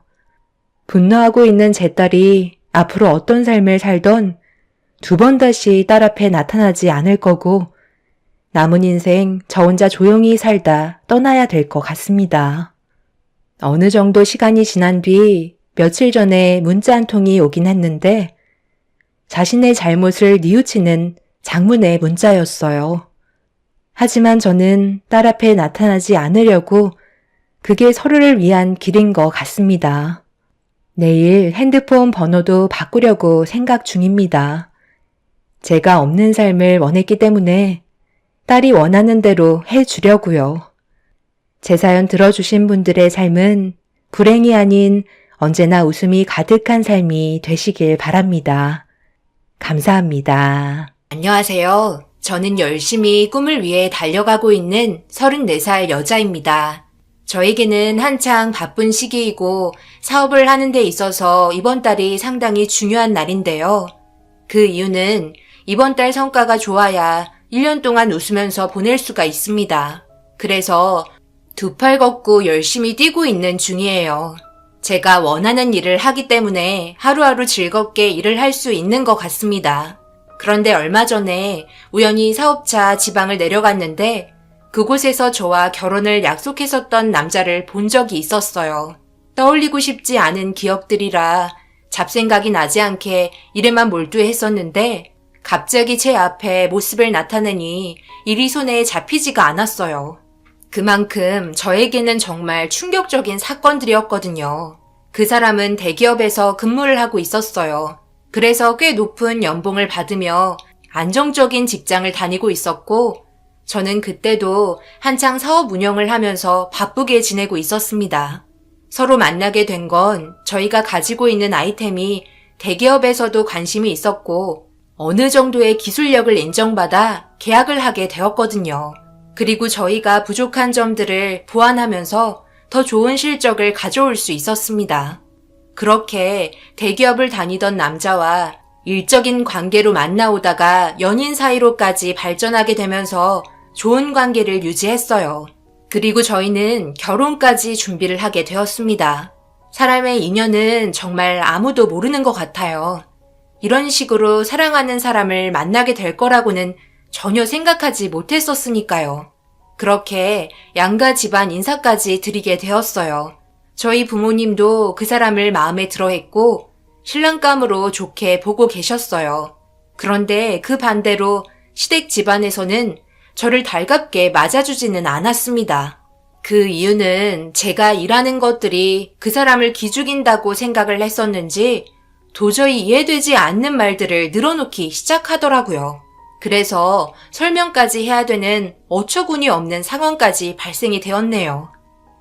일적으로 만나서 좋은 관계를 발전한 건 좋은데 나는 네가 사업을 하고 있다는 게 영 마음에 들지 않는다. 사회생활을 오래 했으니 아무래도 이 꼴 저 꼴 다 봤을 거 아냐? 그런 말하는 것도 거칠 거고 우리 아들과 의견 충돌이 생기면 네가 나이가 어린데도 가르치려 들겠지? 더군다나 네가 가지고 있는 아이템이 우리 아들 회사 생활하는 데 있어 꼭 필요한 거고 계약건도 계속해서 유지를 해야 되니까 굽신거려야 하는 일들이 생기잖아. 결혼해서도 그렇게 될 거고 내가 봤을 때 너희 결혼하면 네가 우리 아들 밟고 머리 위로 올라갈 것만 같은 생각이 드는구나. 이 문제는 나만 그렇게 생각한 게 아니다. 집안의 머리가 남자가 되어야 하는 건데 여자가 된다면 길을 피고 살지 못하니 회사 생활하는데도 많은 문제가 있겠지. 나중에는 진급도 안 되고 그 자리에서 머물다가 결국 회사를 그만두게 되는 경우까지 오게 된다면 너무 최악이잖아. 그만큼 아내의 내조와 위치가 중요한데 그걸 잘 조율해 준다면 좋은 며느리감이겠지만 그렇지 못한다면 나는 결혼을 반대하고 싶구나. 저는 단 한 번도 그런 식으로 생각한 적 없고요. 앞으로도 그럴 거예요. 그리고 제가 왜 수호 씨를 기죽이면서까지 결혼 생활을 하겠어요. 저도 잘 됐으면 좋겠고 저로 인해 앞으로 회사 생활하는 데 있어 많은 도움이 되길 원하는데요. 아버님, 어머님이 생각하시는 건 너무 민감하게 생각하고 계시는 것 같아요. 앞으로 저희는 잘 살아갈 수 있고요. 그런 건 서로 잘 조율하도록 할게요. 시부모님은 제가 사업을 하면서 재산이 훨씬 더 많기 때문에 자기 아들을 무시할까봐 걱정을 하고 계셨어요. 앞으로 평생을 함께해야 될 사람인데 제가 무시해야 될 이유는 없는 거잖아요. 그러나 사업을 하면서 선전수전 겪은 제가 아무래도 당당하게 말하는 게 여자로서 연약한 모습을 보여주지 않아 더 그런 쪽으로 생각하는 것 같았습니다. 저는 전혀 그렇게 생각하지 않는데 이런 말들을 들으니 마음이 안 좋더라고요. 하지만 이런 것들은 앞으로 결혼 생활하면서 충분히 보여드릴 수 있다고 생각돼 대수롭지 않게 넘어갔어요. 제가 잘하면 그런 것들은 자연스럽게 따라올 거라고 생각했으니까요. 시부모님은 그래도 자기 아들이 대기업을 다니고 있다는 게 자랑스러웠는지 되려 저에게 자기 아들 자랑을 늘어놓으셨어요. 그런 모습들을 보면서 좋은 점들은 기억해두고 지나친 아들 자랑은 한기로 흘렸습니다. 그래도 시부모님이 크게 나쁘다고 생각하지는 않았어요. 워낙 자식 사랑이 특출나서 그런가 보다 생각했고 그런 점들을 크게 문제 삼지는 않았어요. 그 뒤로 저희는 상견례까지 하면서 결혼 약속까지 전부 일사천리로 준비할 수 있었어요.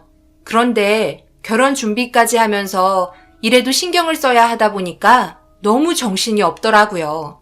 그래서 시간을 쪼개가며 활용을 하려다 보니 새벽 늦게까지 일을 잡고 있어야 하는 상황이 생겼고 그런 모습들이 걱정이 되었는지 바쁜 저를 위해 사무실까지 함께 시간을 보내주기도 했었습니다. 그런 모습들이 고마웠고 제가 부족했던 부분들을 채워주는 것 같아 더욱더 힘을 내서 일을 할 수가 있었어요.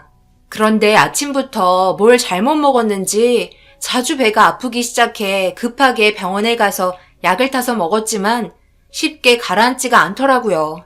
그래서 잠시 화장실을 다녀온 뒤 사무실 문을 열었는데 예비 신랑이 당황한 듯한 표정으로 어정쩡하게 서서 저와 눈이 마주치게 되었어요.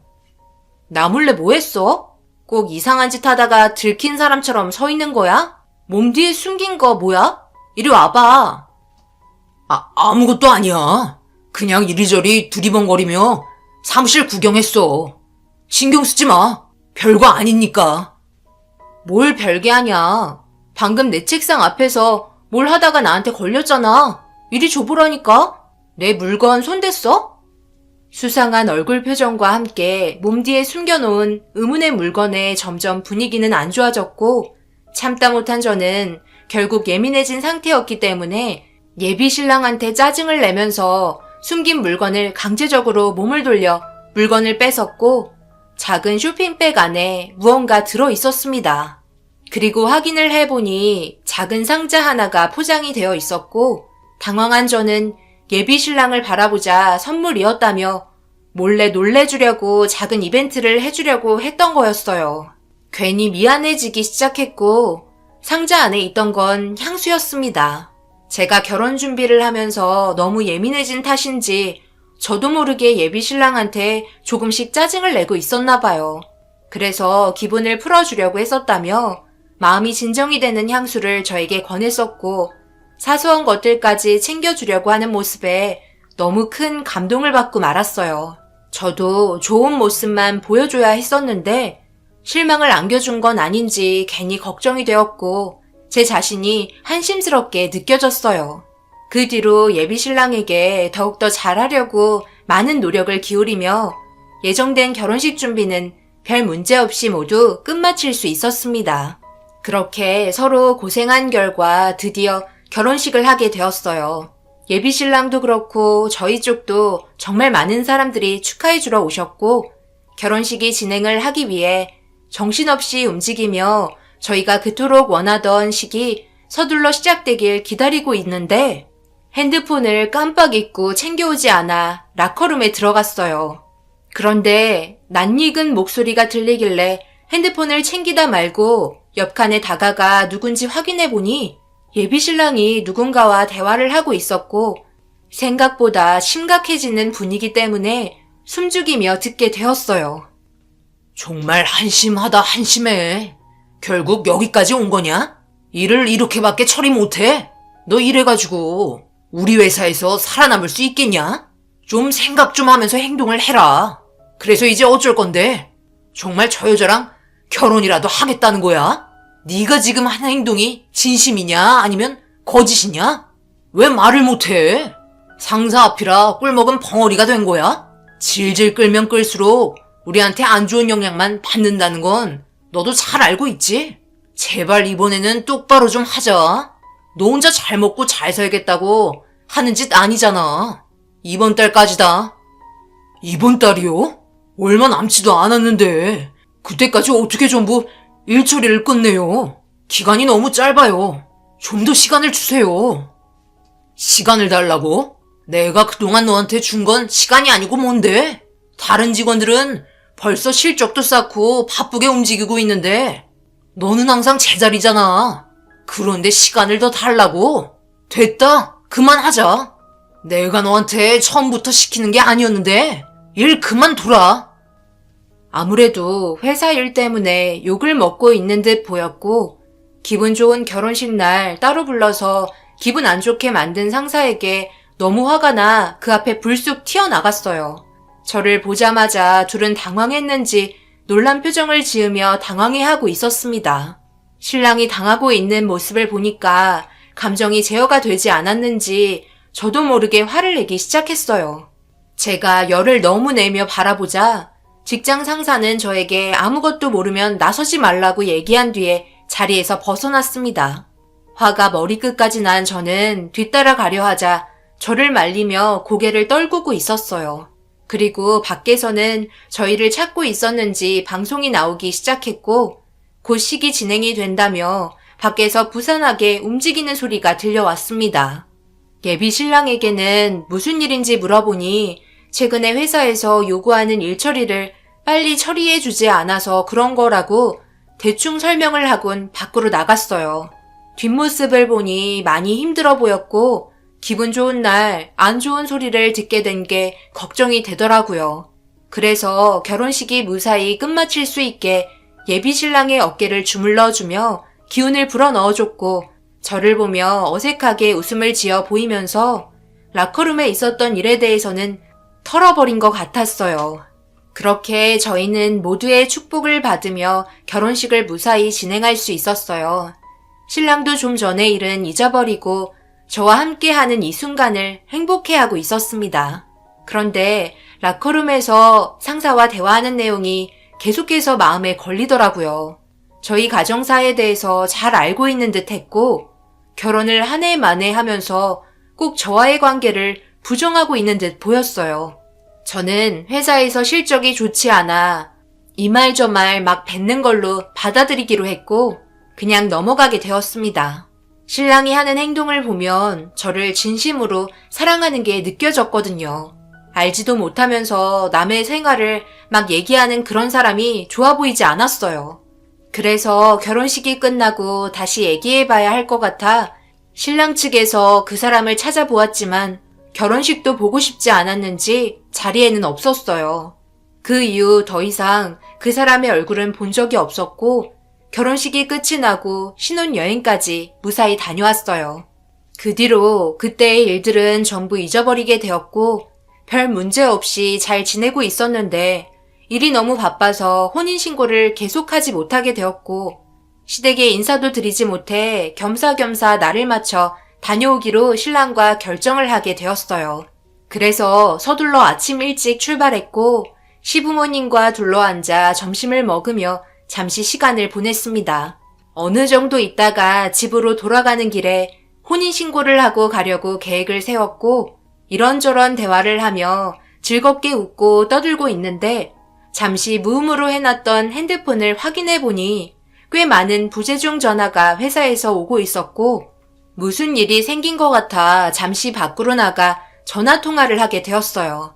확실히 자리를 비우니 처리를 하지 못하는 일들이 점점 많아졌고 원활하게 돌아가는 것 같지 않아 스트레스를 받은 상태로 다시 시댁에 들어가는데 아버님은 친구분을 만나러 간다며 푹 쉬다 들어가라고 짧게 인사를 건넨 뒤 나가셨어요. 어차피 시간도 다 된 것 같아 서둘러 혼인신고하고 회사에 찾아가 일을 처리해야 할 것 같아 신랑과 시어머니를 부르려 하는데 주방에서 둘이 팔짱을 끼고 대화를 주고받더라고요. 그런데 신랑이 시어머니한테 화를 내기 시작했고 거실에서 짐을 챙기던 저는 그 모습을 멀뚱히 쳐다보다가 자리에 앉아 숨죽여 듣기 시작했어요. 아무래도 제가 밖에서 한참 동안 통화를 하고 있는 줄 알았는지 꽤 높은 언성으로 대화를 주고받았고 신랑과 시모가 나눈 대화는 경악할 정도의 광경을 보여주고 말았습니다. 그래서 이번에는 성공했어? 저번에는 실패했었잖아. 그런데 그게 네가 이렇게까지 결정할 정도로 중요한 거야? 이번에 성공했어요. 그런데 아직 제가 가지고 있어요. 이렇게까지 하는 게 맞는 건지 저도 잘 모르겠고 저는 민채를 사랑하거든요. 아들, 정신 차려. 지금 네가 사랑 타령할 때야? 앞날이 창창한데 인생 망치고 싶은 거냐? 이번 일만 잘 해결되면 앞으로 승승장구한다며. 뒤에서 너를 밀어주겠다고 했다면서. 그런데 그걸 마다하려고? 나는 제 마음에 들지 않는다. 애가 너무 기가 세. 그래서 네가 기를 피고 살지 못할 것 같단 말이다. 그러니 네가 원하는 걸 얻었으면 이제 그만하자. 엄마도 더 이상 연기하는 것도 너무 힘들고 마음에도 없는 말들 하려니 아주 죽을 맛이다. 오늘 해결 볼 거지? 혼인신고 어떻게 해서든 미뤄야 한다. 아무래도 그렇게는 못하겠어요. 민채가 그동안 힘들게 쌓아온 자료들인데 차마 이걸 우리 회사에 넘기지 못할 것 같아요. 저를 진심으로 사랑하고 있는데 그걸 이용해서 이득을 취하려는 제가 너무 한심스럽네요. 이렇게까지 하면서 꼭 살아야 할까요? 이놈 봐라. 너 회사에서 잘리고 싶은 거야? 얘가 운영하는 사업이 대기업에서 눈독 들일 정도로 얼마나 대단한 거겠어. 그래서 너한테 제의를 한 거 아냐. 앞날을 보장해 주겠다는 걸 마다해? 어차피 등 돌리면 남인데 뭐가 무서워서 그러는 거야? 아무래도 안 되겠어요. 저도 민채를 사랑한다고요. 처음에는 의도적으로 접근했었지만 이건 아닌 것 같아요. 사람이 할 짓이 아니에요. 저번에 저한테 자료를 빼돌리다가 걸릴 수도 있으니까 작은 선물 하나 가지고 있으라고 했었잖아요. 그때 제가 숨기고 있었던 선물 보고 얼마나 좋아했는지 알아요? 아무것도 모르는 민채는 그냥 당하기만 하는 거잖아요. 죄송해요. 둘의 언성은 점점 높아졌고 신랑이 왜 저에게 접근을 했었는지 전부 알 수 있었습니다. 저희 회사가 가지고 있는 노하우들을 대기업에서 빼돌려 자기들 것처럼 만들어 이용하려는 목적이었고 그만한 가치가 있기 때문에 신랑을 이용해 이런 행동들까지 하게 만든 거였어요. 엄청난 사실을 듣고 있던 저는 소파에 앉아서 한참 동안 듣고 있었고 순간 조용해진 분위기에 고개를 돌려 주방을 바라보니 저와 눈이 마주친 시모가 경악을 하며 신랑 뒤로 숨어버렸어요. 신랑도 저를 보더니 놀란 듯 어색한 웃음으로 언제부터 거기 있었냐며 천천히 다가오고 있었고 저는 아무 말 없이 둘의 대화가 녹음된 핸드폰을 재생시켜 듣고 있던 시점부터 다시 들려주었어요.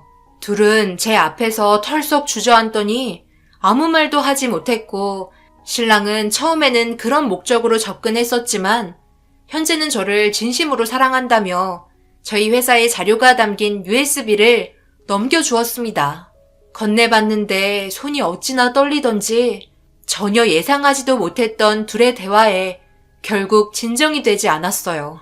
결혼식에서 상사와 신랑이 대화를 했던 건 빼돌려야 될 자료가 너무 늦어지다 보니 신랑을 갈구기 시작한 거였고 저는 그걸 전혀 눈치채지 못했던 거였어요.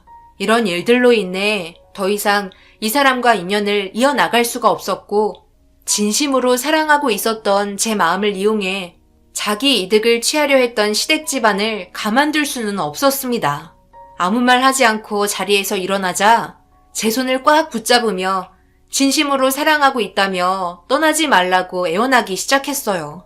눈빛은 진심인 것 같았지만 제 마음은 이미 너무나 큰 상처를 받게 되었었고 결국 그놈의 얼굴에 손이 올라갔어요. 예, 너 그렇다고 우리 아들 얼굴에 손을 올려? 나도 여태껏까지 키우면서 단 한 번도 손을 올린 적이 없었는데 네가 뭔데 우리 아들을 함부로 대해? 보자 하니까 좋은 게 좋은 거라고 같이 나눠 먹으면 되는 거지. 별것도 아닌 거 가지고 엄청 생색내고 있네. 네가 그렇게 나온다고 해서 우리가 무서워할 줄 아니? 해볼 테면 해봐. 우리는 그냥 보고만 있을 줄 아니? 네, 보고만 계시지 마시고 발버둥 치세요. 그래야 살아남을 수 있을 거예요. 제가 가지고 있는 모든 걸 동원해서라도 이 집 밑바닥까지 보여줄 테니까 한번 해보자고요. 지금 어떤 상황인지 전혀 감을 못 잡고 계신 것 같은데요. 그쪽 아드님이 하신 행동이 업무상 배임죄에 해당한다고요. 10년 이하의 징역 또는 3천만 원 이하의 벌금이라는 걸 모르시나 봐요.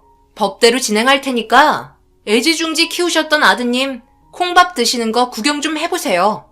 그리고 너 사람 가지고 장난치는 거 아니야. 그런 식으로 행동해서 더 높은 자리에 앉으면 그게 좋을 줄 아니? 남의 노력의 결실을 함부로 이용해서 이득을 취하면 언젠가 너도 똑같이 당하게 될 거라고. 법적으로 처리해야 될 일이 엄청나게 많아질 것 같네. 돈 두둑하게 준비해서 기다리고 있어라. 그 순간 저를 보며 씩씩거리던 시모는 어디 한번 해보라며 저를 밀쳤고 감정을 억누르며 참고 있었던 저를 결국 건드리고 말았습니다. 제정신이 아니게 된 저는 시모의 머리채를 잡고 흔들어 버렸고 집안이 아수라장이 된 상태에서 볼일 보러 나가셨던 아버님이 들어오셔서는 난리가 난 상황을 보고 경악을 하셨어요. 그렇게 한참 동안 흥분을 가라앉히지 못했던 저를 그놈과 아버님이 둘이서 힘으로 제 앞에 저를 진정시켜 주었고, 시모는 땅을 치며 오열을 하기 시작했어요. 누가 오열을 해야 하는지도 모르는지 정말 한심해 보였습니다. 아버님은 무슨 일이냐며 저에게 설명을 듣길 원했지만 더 이상 아무 말도 하고 싶지 않아 밖으로 나가려 하자 그놈이 무릎을 꿇었고 자신의 행동을 전부 아버님께 설명을 했어요. 그리고 그 말을 듣자마자 부글부글 끓고 계셨던 아버님은 갑자기 방으로 들어가시더니 골프채를 가지고 나오셨고 오늘 누구 하나는 세상을 떠날 거라며 집안의 가구들을 전부 부수면서 그놈에게 달려갔습니다. 그걸 본 저는 아버님의 눈을 보고 말았고 엄청난 사고가 나게 될 것 같아 반대로 제가 아버님을 말리기 시작했어요. 결국 모두가 상처를 받은 상태에서 저는 참아왔던 눈물이 터지게 되었고 아버님은 제 손을 잡고 정말 미안하다며 그놈과 시모가 보는 앞에서 저에게 무릎을 꿇었습니다. 금전적인 보상은 전부 해줄 테니 한 번만 용서해달라며 납작 엎드려 애원하셨어요. 자식을 잘못 키운 자기 잘못이라며 자기가 대신 벌을 받겠다고 눈물을 흘리셨습니다. 하지만 이 문제로 인해 저희 부모님 또한 놀라 쓰러지게 되셨고 돌이킬 수 없는 결과라 법적인 절차를 밟게 되었어요. 그리고 법정에서 결혼식 때 라커룸에서 봤던 상사라는 나쁜 놈을 보게 되었고 모든 배우는 그 사람이 조정을 하고 있었습니다. 직책과 앞으로의 회사 생활에 있어 신랑에게 압박을 주었었고 이런 사실들로 인해 상사였던 그 사람과 저와 결혼을 하고 혼인신고를 하려 했던 그놈은 퇴사 처리를 받게 되었습니다. 그리고 그놈에게는 정신적인 부분과 그동안의 시간과 금전적인 손해본 부분들을 전부 배상을 받게 되었고 상사였던 그놈은 징역 1년 6개월에 집행유예 2년, 사회봉사 명령을 선고받았고 신랑이 될 뻔했던 그놈은 징역 6개월에 사회봉사 명령을 선고받았습니다.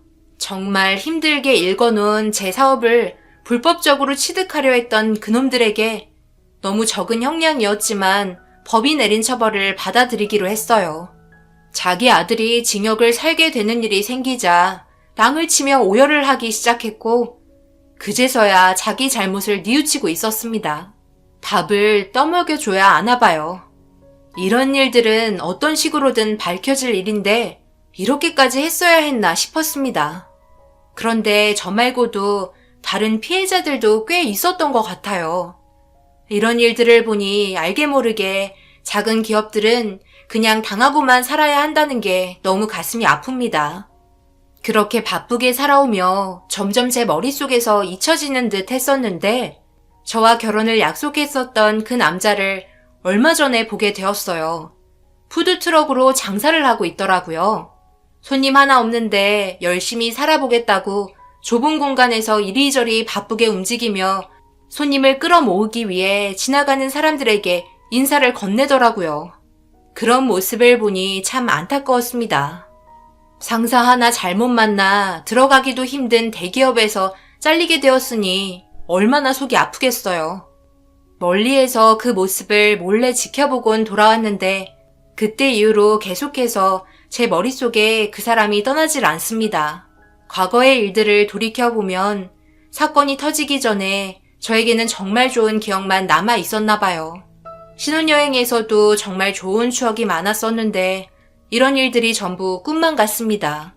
법적으로 처벌받고 나온 그 사람이 처음에는 나쁜 의도로 접근을 했었지만 자신의 잘못을 충분히 뉘우친 것 같아 보였어요.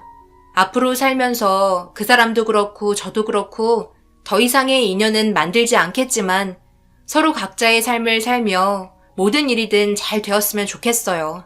그 사람을 보고 망하라고 저주하는 것보다 불쌍히 생각하는 게 제 마음이 속 편할 것 같네요. 제 사연 들어주신 분들, 살면서 분명 예상하지 못한 어려움들이 언젠가는 꼭 한 번씩 찾아오는 것 같아요. 현재의 어려움을 겪으시는 분들 또한 계시겠죠.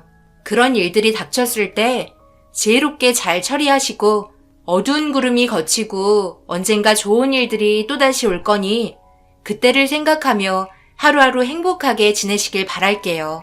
자영업자분들 항상 응원하며 모든 일이 잘 해결될 수 있도록 기도드리겠습니다. 감사합니다.